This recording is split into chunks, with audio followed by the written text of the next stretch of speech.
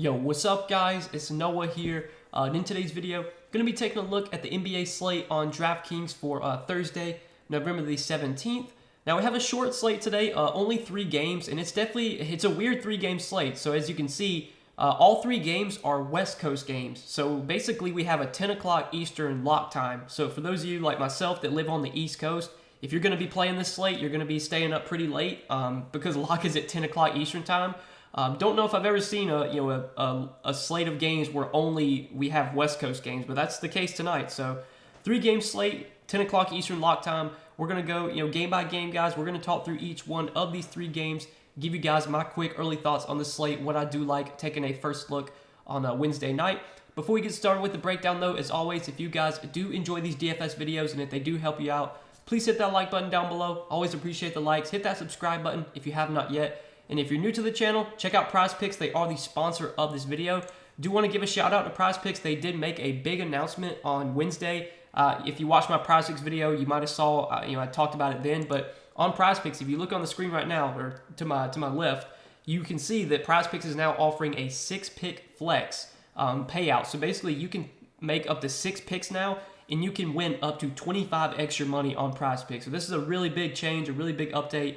Huge payouts now that you can have. You can turn $5 into $125. You can turn $10 into $250. It's crazy payouts over on PrizePicks now. So if you want to take a look at their player props, see all the props they have to offer. Again, guys, it's very simple and easy to use. You're just picking more or less on a player's projection. And obviously, at the time I'm making this video on Wednesday night, there's really not many props up right now because it's the night before. But check the board again on Thursday, especially late Thursday night. You'll see a lot of props available. You can see all that stands out, if there's anything that stands out to you. And on PrizePicks, you can make multi-sport entries. So you can make a 6-pick entry with 2 NBA picks, 2 NFL picks, and maybe 2 college basketball picks if you follow college basketball or college football or any other sport. PrizePicks does offer a ton of other sports. You can make multi-sport entries. It's a lot of fun. You guys definitely need to be playing over there. And if you're not signed up for PrizePicks yet, get signed up, use promo code NOAH, and you will get your first deposit matched up to $100. But let's go ahead and talk about this little 3-game slate for Thursday. Start off with the first game of the night. We have the Spurs and the Kings. So looking at this game, it's going to be a pretty appealing one to target because this is definitely a good game environment. 2 fairly fast-paced teams, 2 teams that don't play much defense either. I think both Domantas Sabonis and De'Aaron Fox look like pretty good plays here. Sabonis gets a really good matchup. The Spurs have been giving up a lot of fancy points to the center position this season. They've also been giving up a lot of points in the paint, and that's where Sabonis does a lot of his damage. So I think this is a really good spot for Sabonis. I think he's a really good pay-up option today. Obviously, he's not on the same level as guys like Kevin Durant and maybe Damian Lillard, maybe Paul George if he winds up playing. But I think Sabonis has just as much upside as those guys, especially in this really good matchup. And then De'Aaron Fox, I like quite a bit as well. I mean, it's a fast-paced game. This is usually the type of games that Fox does really well in. We saw him have a really big game against the Lakers, put up over 60 Draftkings points. Would not be surprised to see another big game from De'Aaron Fox here. I think him and Sabonis both are really good options. Could you play them together? I think on a 3-game slate, I'd be okay with it. Normally, I don't play Fox and Sabonis together, but on a short slate like this, I think it's totally fine. But on the Spurs side, I don't really like as much on the Spurs. Keldon Johnson, Jakob Poeltl, Devin Vassell, these guys all have upside, but they feel priced about right. I will say it is a really good matchup, so I definitely think one of these guys probably has a good game. If I had to pick one, I think I would lean Keldon Johnson just because he's the guy that usually has the highest usage, is going to take most of the shots. But Jakob Poeltl, we saw have a really big game against Portland. Pretty good matchup here. Sabonis has never been the best defender. This is definitely a spot where he could have another good outing. So I don't hate Poeltl, but I would probably put him behind Johnson. And then Vassell at 7K, he'd probably be my 3rd favorite of all the Spurs guys. At least their main guys. The price tag of 7K just doesn't really make Vassell stand out. Do want to mention Trey Jones, though. He's 6,100. DraftKings finally did price him up a little bit. He's been way too cheap the last few slates. 5,600, 5,700, 5,800. Now he's 6,100, which does feel like an appropriate price tag. But if this game's close, and Trey Jones should play about 33, 34 minutes. He only played 23 minutes last game. That was his first game back from illness, so maybe they just wanted to bring him back, ease him back in. I'd expect him to get back to like 32, 34 minutes here. And I think at 6,100, he's viable, on a short slate like this. But then these other Kings guys, so we need to keep an eye on the status of Keegan Murray. This is pretty important news. Keegan Murray is questionable. He got injured in their last game, did not return. We saw Terrence Davis go absolutely nuclear last game. He had like an amazing game, almost 60 DraftKings points, 26 minutes for Terrence Davis, 31 points, 9 rebounds, 4 assists, a block, and 3 steals. I'm guessing that he would start in place of Keegan Murray if Keegan Murray gets ruled out. So Terrence Davis at 4,300 is going to be a pretty good value play if Murray doesn't go. I think if Murray doesn't go, that definitely secures the minutes for guys like Kevin Huerter and Harrison Barnes. Huerter is $6K now. I don't really like him this much at that salary. I think he's priced correctly, if not a little bit overpriced. Malik Monk coming off the bench probably plays like low to mid 20s minutes. He's a viable GPP play, but not super in love with him. And then Harrison Barnes, I think at 4,900 is an okay value. I would definitely feel better about Harrison Barnes if Keegan Murray were to sit. Obviously, last game was a blowout, so a lot of the starters didn't play their full minutes. Normally, we see Harrison Barnes play like low 30s minutes, and I think at 4,900, he's firmly in play today. But that's probably it for this game. I really don't see anything else I'm looking to target here, so I think we can go ahead and move on to the next game, talk about the Nets and the Blazers. So obviously, the Nets coming off a really disappointing loss to the Kings where they got blown out. Kevin Durant in that game, he was solid in the minutes that he played, but obviously he lost a lot of minutes because of the blowout. Played 31 minutes, had 42 DK points. We know Kevin Durant has massive upside whenever he's not playing with Kyrie Irving. It looks like Kyrie's still going to be out for a few more games, so I think Kevin Durant's going to continue to have a really big usage rate, continue to play big minutes. This matchup against Portland, I think, is okay. I mean, Kevin Durant at this point is pretty much matchup proof. Is he someone that I'm really going to try and jam in on this slate? I don't think so. I think I'd rather save salary and play maybe Damian Lillard or Sabonis, but obviously KD is viable. And then Dame at 10K, I have some interest in. Brooklyn's defense has definitely improved a lot since Kyrie Irving got suspended. They've really been improving on the defensive end, so I don't think this is a cupcake matchup by any means. But Lillard played 40 minutes last game. We know he's going to get monster minutes on a nightly basis. At 10K, I think he's an okay option, but again, I'm not going out of my way to play Damian Lillard today. It's going to depend on what kind of value we get. We could get some value today. If a guy like Keegan Murray gets ruled out, we'll talk about Paul George. He's questionable. If Paul George were to get ruled out, then we would get some value. So if a lot of value opens up, then yeah, I have no issue paying up for Damian Lillard. But if I was to have to build my lineup right now, I don't think I would be prioritizing Lillard into my builds. But then the rest of these guys, in the mid-range, so Jeremy Grant has been playing out of his mind lately. He's 7,600, which does feel pretty expensive for Jeremy Grant, but he's been playing huge minutes. He's been producing at a really high rate. I think he's viable today, but I'm not super excited about Jeremy Grant. I think you're definitely overpaying for him right now. But if you want to continue to ride the hot streak, then go for it. You look at his game log lately: 54, 53, 44 DK points. He's been playing really, really well. Then Anthony Simons at 7,300. He feels priced about right, if not a little bit overpriced. I don't think any of these Portland guys look great, especially with Dame healthy. It's tough to really get excited about Grant, Simons when they're priced where they are, or where they're priced where they're at. I think Nurkic is someone I could get behind at 6,800. Brooklyn, they've historically been a team we could target with bigs. So far this season, I think they have kind of been better defensively against big men. But at 6,800, this is not that expensive of a price tag for Nurkic, and we know he is a guy that does offer big-time upside. Obviously he's questionable, so we'll have to keep an eye on this. But luckily, this is one of the first games of the night. We have 3 games. 2 of them start at 10 o'clock. 1 of them starts at 10:30. So we'll have this news on Nurkic before lock. And if Nurkic does play, I think he might be my second favorite play from Portland behind Damian Lillard. But that's probably it. I don't think I'm going to go to Josh Hart or really any of the bench guys. And then looking at some of these other Brooklyn plays, so I think Nicholas Claxton at 5,500 looks pretty solid. Now, Nicholas Claxton was a pretty popular play last slate, and he was obviously a massive bust. He only played 18 minutes, had just 8 DraftKings points, but he got into foul trouble in that game, and it was a blowout as well. So I think the 18 minutes that he played last game was definitely an outlier. I think more times than not, Claxton's playing 30, 32 minutes, and he's only 5,500. Claxton's a point per minute player that should play over 30 minutes, and at 5,500, he definitely is going to project as a pretty decent play today. So I definitely like Claxton in this kind of lower mid-range.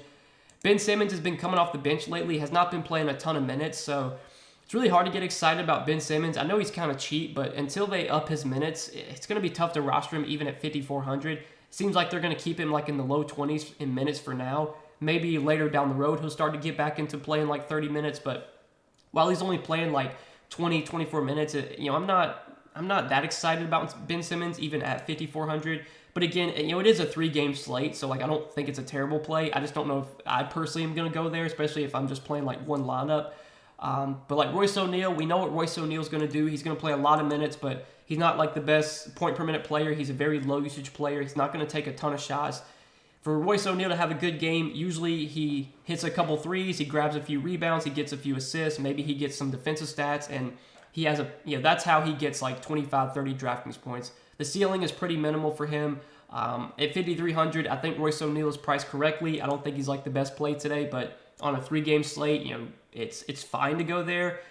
Do want to talk about Seth Curry though. So Seth Curry has kind of been, playing more minutes lately. He's been, kind of productive as well. Last few games, 23, 28, 24 minutes. Obviously, last game lost some minutes due to the blowout. They've been bringing him off the bench, but he's still been playing relatively good minutes. And I think while Kyrie Irving is still suspended, we can expect Seth Curry to play like 25, 28 minutes a night, even if he does come off the bench. So for 4,500, I think Seth Curry is a pretty decent value play today, especially because there's really not much value right now. That could obviously change if a guy like Paul George were to get ruled out. But I think Seth Curry at 4,500, I do like as a value play. And that's probably it. We'll mention if Jusuf Nurkic is out, we could look to Drew Eubanks for value. He played 33 minutes last game. He's only 3,900 on DraftKings. He'll be a pretty good value play if Eubanks or if Nurkic doesn't go. But I have a good feeling Nurkic will be back today. So that's probably it for this game. I think we kind of talked about everything here. So last game of the night, the Pistons and the Clippers. So kind of the big news on this slate right now is Paul George, who is currently questionable. It looks like he's questionable for left-hand contusion. So this is going to be just kind of something we have to wait around for. Obviously, with it being a 10:30 game, normally I would say we might be screwed because we won't have this news before lock. But luckily, the only games tonight are all 10 o'clock games. So I think we'll have news on Paul George before 10 o'clock, before lock. So if Paul George is in, if he plays, I don't see a ton that I'm loving on the Clippers just because I think everyone is kind of priced correctly on the Clippers. PG's 10-2, Zubac 6,400, Marcus Morris is 6,300. Reggie Jackson and John Wall feel priced about right. But in a scenario where Paul George gets ruled out, that changes a lot. That makes a lot of guys viable from the Clippers. I think, I don't know if Zubac benefits a ton, but I think Zubac would look a little bit better. I think Marcus Morris at 6,300 would be viable. The guards, though, is who I would really like. So John Wall, 5,700. Reggie Jackson, 4,700. I think both John Wall and Reggie Jackson would definitely benefit here if Paul George were to sit. We've seen John Wall, not play huge minutes this season, but he's been getting mid to high 20s. He's been relatively productive on a point-per-minute basis. And if Paul George were to sit, we can obviously expect more usage and better production overall from John Wall. So I definitely would have interest in John Wall today if PG sits. I think Reggie Jackson would look pretty good as well. Reggie Jackson's kind of been disappointing this season, but obviously there'd be a lot more usage available for him, if there's no Paul George.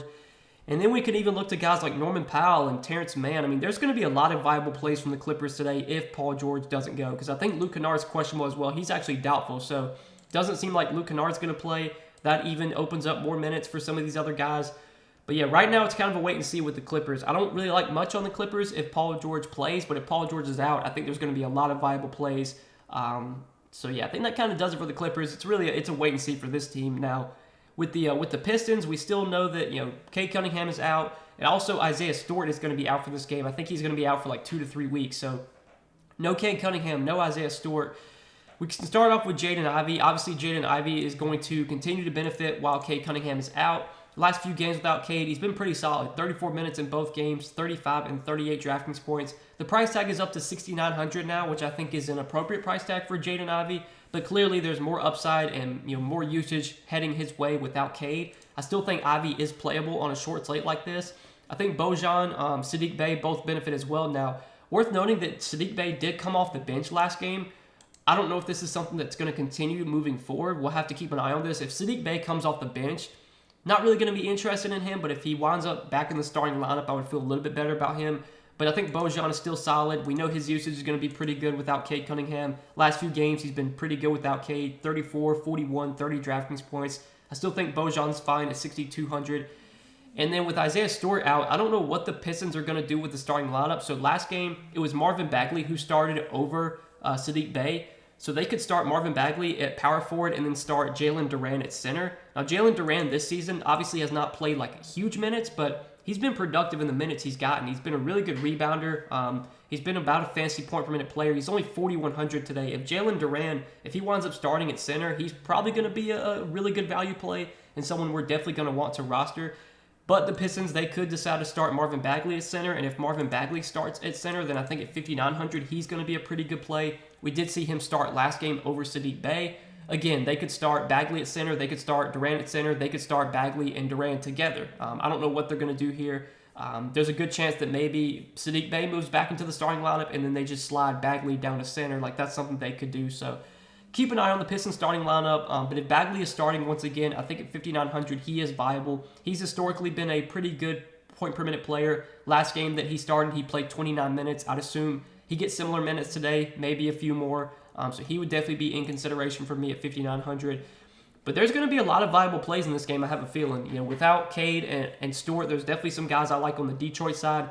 And then if Paul George winds up sitting, there's going to be a lot of viable plays on the Clippers. Right now, I'm not loving a ton of Clippers, but that will definitely change if Paul George does get ruled out. But I think we kind of broke everything down for this, little 3-game slate for Thursday night, guys. It's definitely a weird one with it being a 10 o'clock Eastern time lock. So all my West Coast guys, it'll be a late night for us. But hope you guys did enjoy this video. As always, guys, appreciate you watching. If you do enjoy these DFS videos, make sure you hit that like button down below and hit that subscribe button if you have not yet.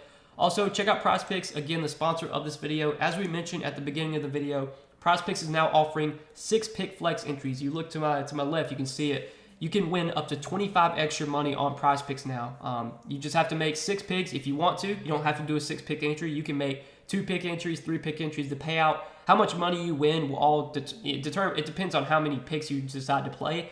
But you have to make at least 2 picks. You can make up to 6 picks now, and you can win up to 25 extra money. So if you guys aren't playing on PrizePicks yet, get signed up on PrizePicks. Use promo code NOAH, and you will get your first deposit matched up to $100. But best of luck tonight, guys. Thanks as always for watching the video. Hope you enjoyed. Appreciate you supporting the content. We'll see you guys in the next one.